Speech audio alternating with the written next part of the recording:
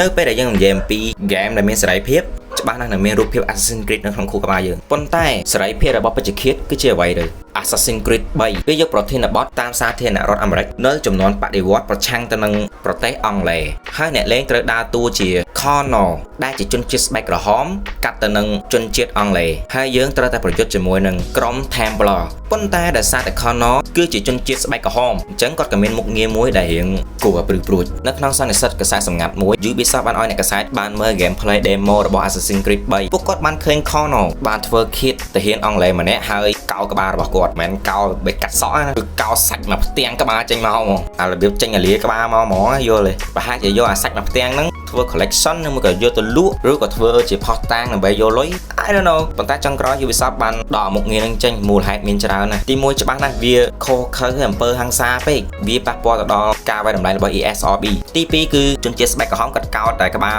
របស់មនុស្សរស់ទេមនុស្សស្លាប់ពួកគាត់អត់កោតទេបើសិនជាធ្វើតាមប្រវត្តិសាស្ត្រអញ្ចឹងអាហ្គេមនឹងច្បាស់ណាស់វានឹង rap ឲ្យតែមនុស្សធំលេងទេហើយចំណែក Connor វិញព្រោះចំណែក Connor វិញគឺជាជនជាតិស្បែកក្រហមនៅក្នុងកុសសម្ព័ន្ធ Mohawk ហើយមានការកត់ត្រាប្រវត្តិសាស្ត្រណាប្រាប់ថាកុសសម្ព័ន្ធហ្នឹងកោក្បាលអ្នកតេផងអញ្ចឹង yeah អារឿងកោក្បាលរបស់អ្នកដតីបកចេញពី game គឺវាអត់ធ្វើខុសពីប្រវត្តិសាស្ត្រទេចំយ៉ាហេងវិញណា